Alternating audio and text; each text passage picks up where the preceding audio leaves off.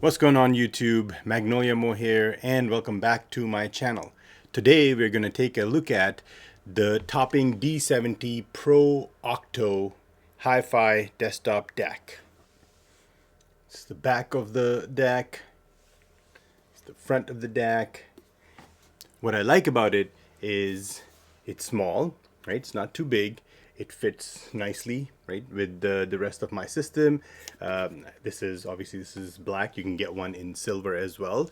It's got some nice feet with the rubber at the bottom, so it won't scratch your devices if you have it sitting on something else. All right, so from an input output standpoint, it has your balanced XLR outputs, which I love because it gives me the ability to actually finally use the balanced XLR inputs on my Marantz 8805A. It also has the RCA output if your receiver or AVR or if your amplifier does not have XLRs. You can always use the RCA outputs. And then it's got your digital coax input, it's got your optical input. Obviously these two will have sampling rates that are limited to 192 kilohertz. And then you have the all-important USB input from a PC or a laptop. That's your Bluetooth antenna right there, and this is your AES input, which you can use with, let's say, a topping U90, which is a USB bridge essentially, and it helps in minimizing the pops that you may hear or you might get when you're switching sampling rates while connected via USB. It also, lowers the noise floor considerably. The U90 does, but that's an option that you have that you can connect. I did not use a U90. I just went directly, USB in from my PC. It also has your trigger in and out, so you can control other devices, and you can control this as well from my Marantz. For instance, I can use the trigger to turn this on or off, and then you can connect the out into another device from here to turn that device on or off, right? And then you have your 3-prong power input, which is good. It's a good hefty power cord, 3-prong right here. It's not one of those Walmart, supplies, those DC and power supplies. So this is going to get some good power. And then your power on and off button right here. Up front, you have, it's very simple, minimalistic. You just have your volume control, but which acts as a power on off switch as well. And then when you press this, you're gonna get, the display is gonna change. And then you have your three options over here, which is at the bottom is the home button, and then in the middle is your input selection, and then up top is your filter. And it also has, which I absolutely love, it also comes with a remote control.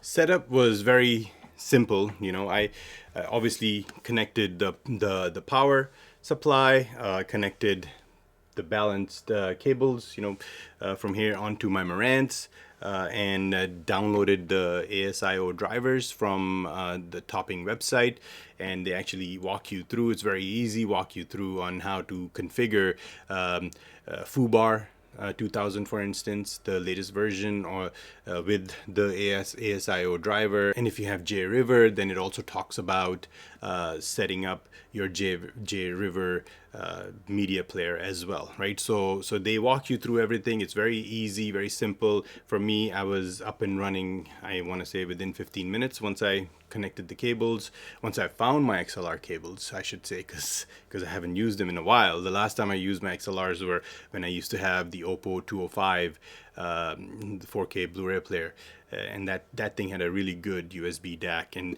and this USB DAC is no slouch either. Let's talk specifics over here. Okay, so as I mentioned, you can get a black or silver, 2 different colors available. It is $5.99. I'm gonna leave my affiliate link in the description below for Apos Audio. You can purchase it directly from that link, and just remember, I earn commission on any purchases that are made using that link. What distinguishes This particular DAC, from all the other DACs, even the one that I have currently, right, the Project Pre-Box S2, is the fact that this uses 8 Cirrus Logic flagship chips, CS43198, offering a robust 8-core driver setup. This ensures precise music restoration, letting you experience audio with unparalleled detail and fidelity. And I can tell you, listening to this, that's exactly correct, right? This is, I mean, it's a different experience altogether. Even the subtlest nuances come alive. The noise floor is low, and the DAC is absolutely quiet. I'll talk about that more in a few minutes here. So from a audio decoding standpoint, this supports PCM 768 kilohertz up to 768 kilohertz, 32-bit, and DSD up to 512.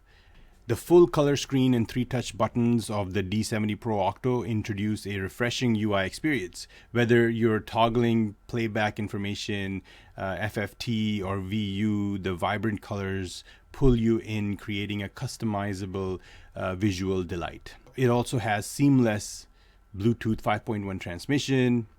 The signal to noise ratio is 134 dBs. Okay. That is very good. That is excellent. One more possibility of output mode. In addition to more versatile XLR 4-volt and RCA 2-volt outputs, there is also a demand for XLR 5 volts and RCA 2.5 volts. The D70 Pro OCTO adds this option to meet a broader range of needs, adapt to more devices when choosing the XLR 4-volt and RCA 2 volts, and take performance to the next level when choosing the 5-volt or 2.5-volt respectively. All can be done through the advanced menu. It has an integrated amp function, so you can connect the DAC directly to powered speakers, control the volume, from the DAC, and obviously you have the remote. It's the independent volume memory, so when you turn it on, for each input, it'll be where it was. It's not just going to suddenly blast the music into your headphones or into your speakers. What's included in the box is the D7 Pro OCTO, obviously remote control, USB cable, AC cable, Bluetooth antenna, and the quick start guide. And then the Oppo's promise, which is free priority shipping, price match guarantee, Oppo's 1-year transferable warranty, and 45-day returns. 45-day returns. That is excellent. So that is basically it for this particular DAC. This is a great sounding DAC. It is not fatiguing to listen to. The top end and the bottom end gives you a little bit more, right? From a musicality standpoint, the channel separation is great. The soundstage is accurate with depth to it. And then the natural and balanced sound that you get, especially with the F4 filter, right? Which is the slow roll-off minimum filter. Not the slow roll-off linear, but the slow roll-off minimum. Especially in the comparisons that I did with the Marantz 8805A and the Pre-Box S2 from Project. Both have the ESS Saber 9038 DACs. The implementation is different. The Pre-Box S2 also has the filters, right? And I prefer the slow roll-off filter on that DAC as well. The Marantz does not give you selectable filters for PCM audio, but so I'm assuming it is defaulted to either the fast roll-off or the brick wall linear, right? Because on tracks that had like the snare drums, the snare crash, for instance, there was a little bit more decay. The highs were slightly more extended on the topping. The bass, right? Especially in some tracks when the song starts off and then bass kicks in afterwards, you could literally feel the bass coming in from the toppings, right? I'm not going to say that this is bass heavy, because it's not. It sounds natural, and the highs actually are pleasing to listen to. They're not fatiguing at all, and I could listen to this, for a long period of time without any fatigue. The first track I listened to was Brahms Piano Concerto No. 3 Allegro from Super Artists on Super Audio Volume 7. It is a DSD album in 2.82 megahertz. What I love about this particular track is the build-up, the crescendo, right around. It starts around the 1 minute 28 mark, and it keeps rising and rising until the song pretty much ends, right? And this DAC did a wonderful job with this entire section of this particular track.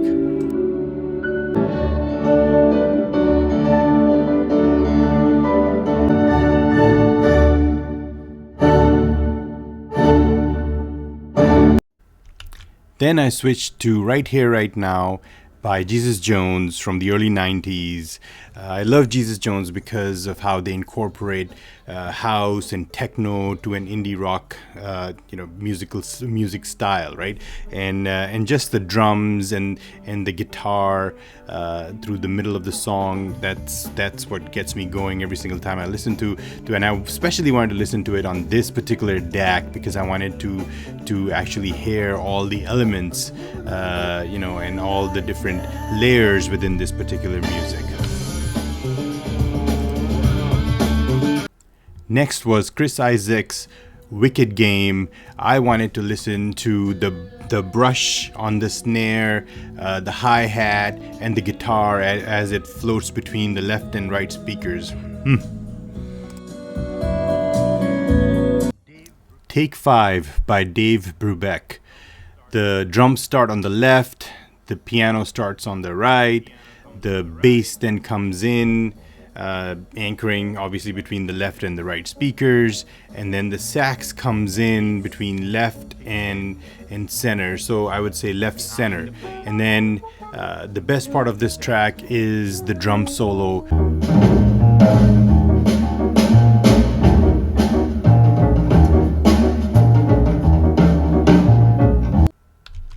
And finally, A.R. Rahman's Dakoit Duel from his movie Warriors of Heaven and Earth.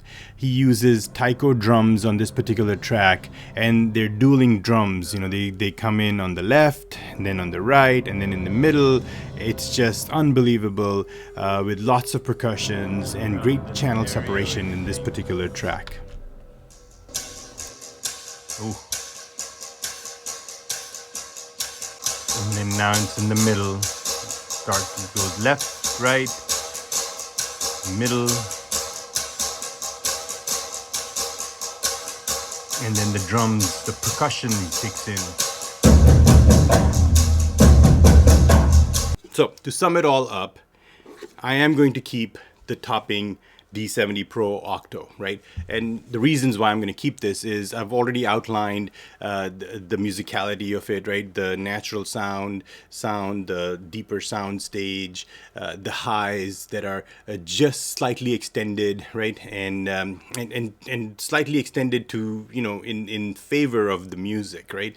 The bass is, I found, to be a little deeper, and it's not, dry ho hum to listen to. It actually puts the fun back in to listening to music all over again, right? It has a remote, which is needed. I love the display and the large display, which actually displays the sample rate. The problem that I have with the pre-box S2 is the display is so small, I can't really tell what the sample rate is until I get really up close to it, or if it's actually decoding correctly. So from a comparison standpoint, I found the Marantz, the 8805, the same tracks that I was listening to, those did not have the extended highs. They had the bass, but it was just very neutral sounding, and it was good. It's good. The Marantz, the receiver is good. The DACs are good, but the topping D70 Pro just added a little bit more enjoyment to the music, right? And then from my trusted project Pre-Box S2 standpoint, again, it's the Sabre DACs, right, compared to the Cirrus Logic DACs, and then the 8-core processing. I did find the resolution of this DAC to be better than the Pre-Box S2. Both are enjoyable to listen to. I did get better highs again, and slightly better bass on the topping D70, and couple that with the display that I talked about, the connections, the connectivity that this thing has, I think it's a no-brainer for me to keep it in my system. All right, so I hope you guys like this review. As usual, please leave me some feedback. You know what your thoughts are. If you have this DAC, or if you liked it, or if you didn't like it, what were your thoughts on it? All right. As usual, please don't forget to like, subscribe, and share this video, and I'll see you guys in the next one.